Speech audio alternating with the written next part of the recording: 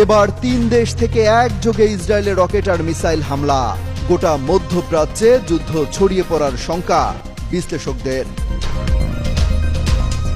ইসরায়েলের শতাধিক স্থাপনায় বৃষ্টির মতো ক্ষেপণাস্ত্র হামলা চালিয়েছে ইরান। খোঁজ মিলছে না নেতানিয়াহুর, দেশ ছেড়ে পালানোর গুঞ্জন। ইসরায়েলে চালানো ইরানের ক্ষেপণাস্ত্র হামলা বড় পর্দায় লাইভ দেখল ইয়েমেনের হাজার হাজার মানুষ। মধ্যরাতে পতাকা নিয়ে রাস্তায় উল্লাস। গাজা থেকেও ইসরায়েলে চালানো হচ্ছে রকেট হামলা। টানা ক্ষেপণাস্ত্রের আঘাতে চিরে চ্যাপ্টা অবস্থা তেল আবিবের।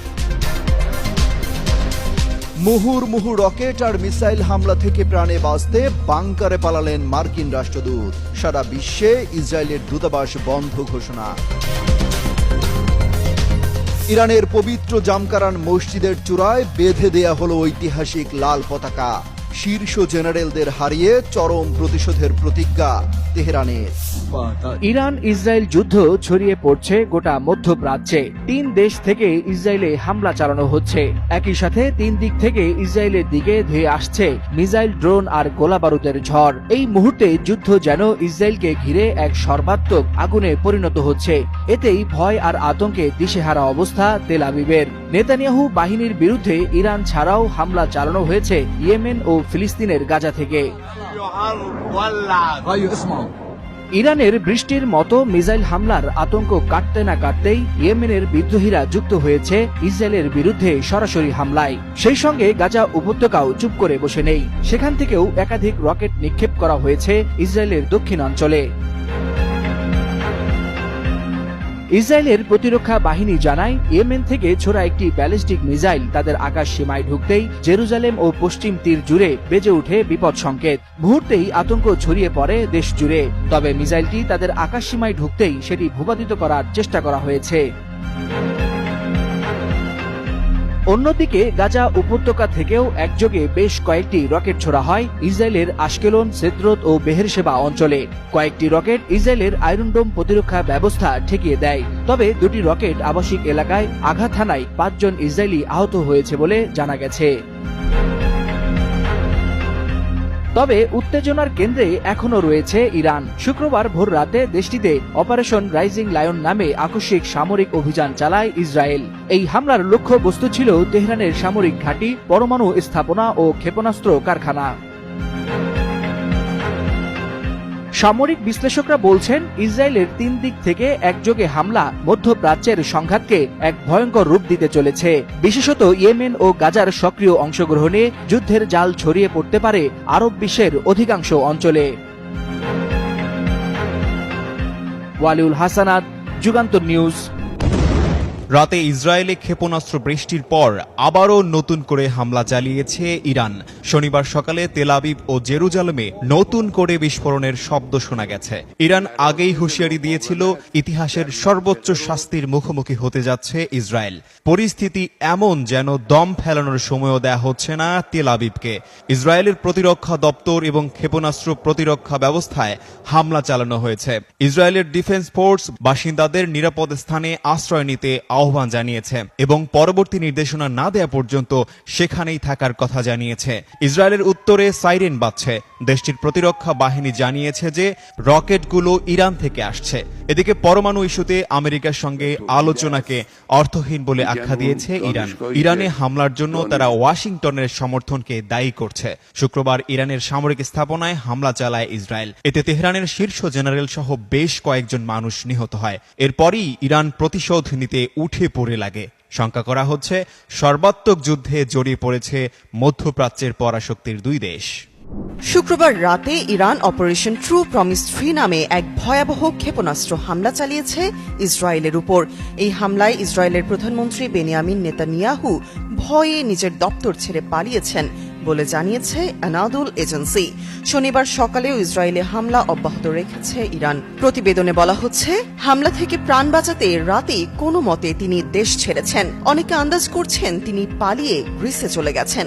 সেখানে নিরাপদে অবতরণ করেছে তার বিমান। তবে মার্কিন গণমাধ্যম CNN বলছে, ইসরায়েলের প্রধানমন্ত্রী বেনিয়ামিন নেতানিয়াহু এবং প্রতিরক্ষা মন্ত্রী ইসরায়েল কাটস ইরানের প্রতিশোধমূলক হামলার পর একটি সুরক্ষিত বাংকারের ভেতরে আশ্রয় নিয়েছেন। পৌঁছেছেন। সেখান থেকেই তারা পরিস্থিতি পর্যালোচনা করছেন। একজন ইসরায়েলি কর্মকর্তা সিএনএনকে এই তথ্যের সত্যতা নিশ্চিত করেছেন।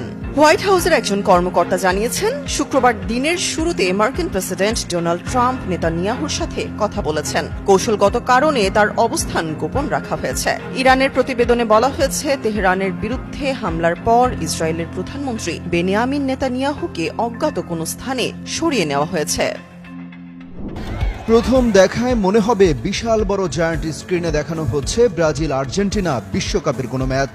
ঠিক এভাবেই ইয়েমেনের হাজার হাজার মানুষ রাস্তায় বেরিয়ে এসে বিশাল পর্দায় দেখছে কিভাবে ইরান ইসরায়েলে বৃষ্টির মতো ক্ষেপণাস্ত্র ছুটছে।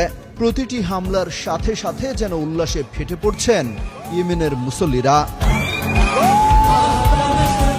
মধ্যরাতে যখন খবর ছড়িয়ে পড়ে ইরান বৃষ্টির মতো ইসরায়েলে ক্ষেপণাস্ত্র ছুটছে, তখন তারা বেরিয়ে আসে রাস্তায়। উল্লাস করতে করতে জড়ো হয় মূল শহরে।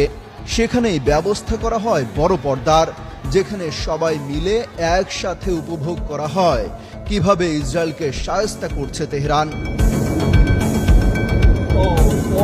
এই উল্লাস যেন তাদের প্রতিশোধের ফোয়ারা হিসেবে ধরা দিয়েছে। এতদিন পান থেকে চুন খসলে কারণ অকারণে ইয়েমেনের নিরীহ বাসিন্দাদের বাড়িঘরে হামলা চালিয়ে আসছিল ইসরায়েল। তাদের সেনা দিয়ে স্থল অভিযানও চালানো শুরু করেছিল। সেই সব কিছুর প্রতিশোধ যেন ইরান একাই নিচ্ছে তাদের হয়ে। শনিবার মধ্যরাতে তেল আবিব এবং জেরুজালেম লক্ষ্য করে ডজনকে ডজন ক্ষেপণাস্ত্র এবং ড্রোন হামলা চালানো হয়। এই হামলা চলমান থাকবে বলেও ঘোষণা দেওয়া হয় তেহরানের পক্ষ থেকে।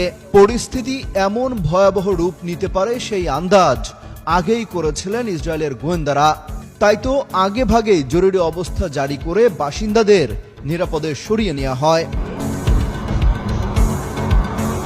শুধু বাসিন্দারাই নয়, ইরানের এই প্রতিশোধের হামলা থেকে বাঁচতে ইসরায়েলের প্রধানমন্ত্রী বেনিয়ামিন দেশ ছেড়ে পালিয়েছেন বলেও গুঞ্জন ছড়িয়েছে।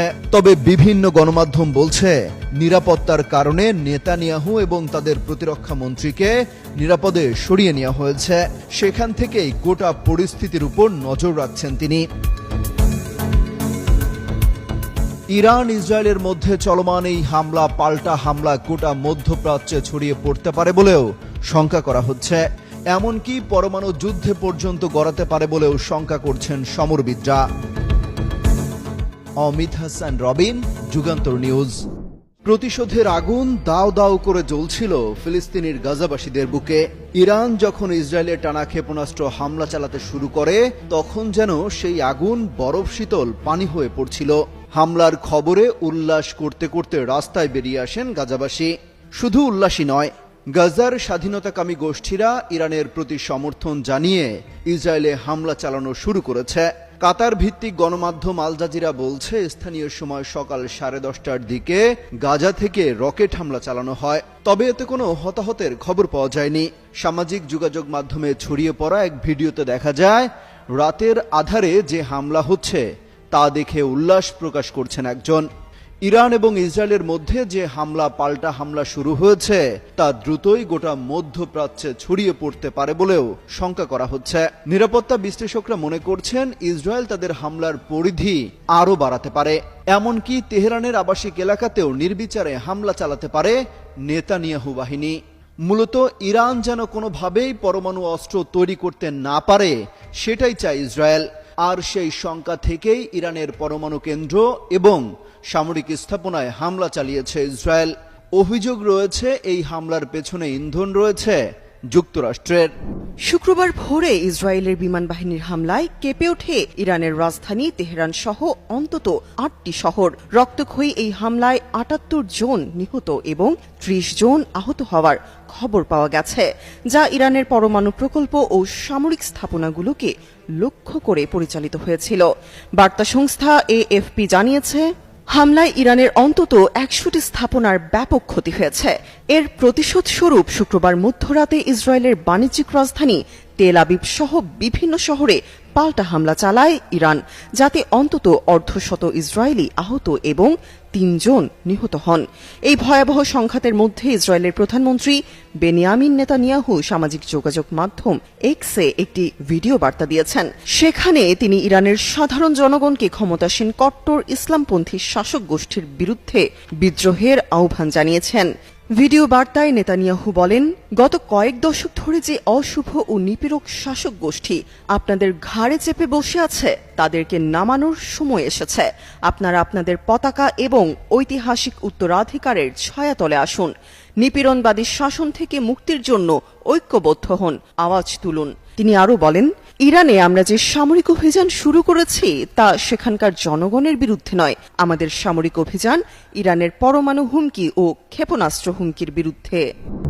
ইসরায়েলে বৃষ্টির মতো ক্ষেপণাস্ত্র হামলার আগে ইরানের পবিত্র জামকারান মসজিদের চূড়ায় বেঁধে দেয়া হয় প্রতিশোধের লাল পতাকা।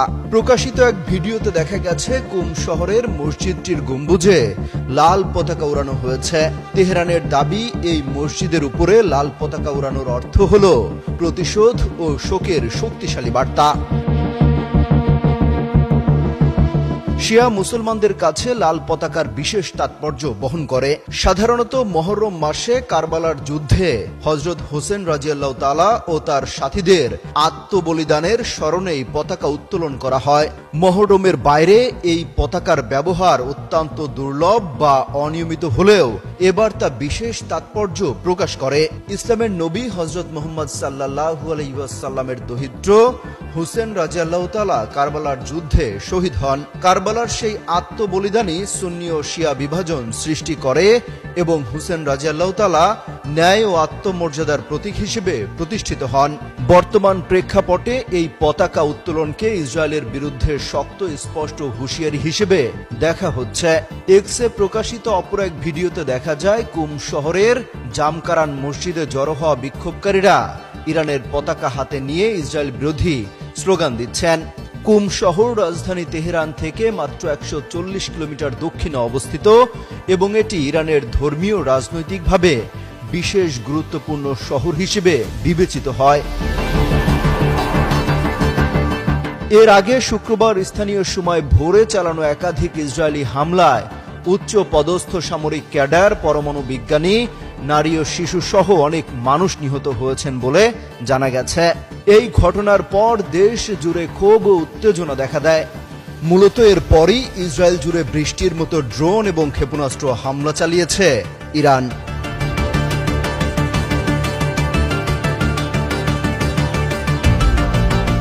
এই হামলার আগেই দেশ ছেড়ে পালিয়ে গেছেন ইসরায়েলের প্রধানমন্ত্রী বেনিয়ামিন নেতানিয়াহু।